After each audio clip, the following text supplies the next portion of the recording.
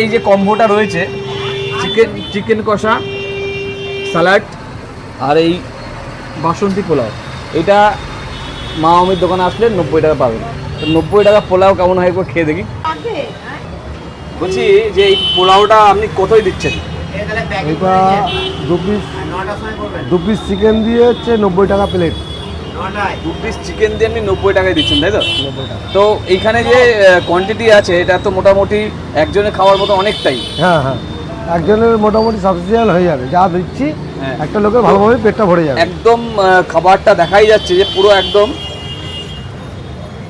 পরিষ্কার পরিচ্ছন্ন, আর তেল খুব কম দিয়ে এমনি করেছেন।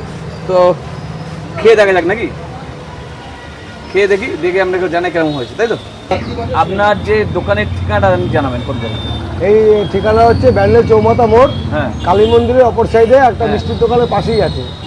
এই যে আপনার দোকান বাসন্তী পোলাও, চিকেন হ্যাঁ। কষা কম্বো, আর ওখানে আমার ব্যানার আছে 90 টাকা। সামনে। ঠিক আছে। তো তরকা রুটির একটা ব্যাপার আছে, তরকা রুটি কি করে দিচ্ছেন? তরকা হচ্ছে ওই যে অনেকে দুপুরবেলা খোঁজে, হ্যাঁ। কম পয়সা খাবারটা খোঁজে, হ্যাঁ। আমি 3 পিস রুটি দিয়ে হ্যাঁ। ওই একটু তরকা দিয়ে দিচ্ছি 50 টাকায়, যাতে লোকে মোটামুটি দুবেলাটা পেট ভরে খেতে পারে। আপনার দোকানের নামটা বলবেন? আমার দোকানের নাম হচ্ছে মামা মামি খাবারের দোকান, মা ওই খাওয়ার দোকান ব্যান্ডেল মোড়, তাই তো? ব্যান্ডেল মোড়।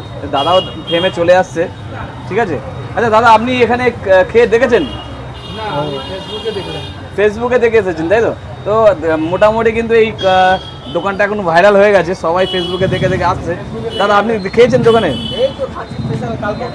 আচ্ছা, আপনি সেই ফেসবুকে বলছেন না? আমি আপনার কি ব্যাপার, আপনি রোজ আসছেন না ফেসবুকে চলে আসছেন? দাদার দোকান এত কম বলে পাওয়া যায় না।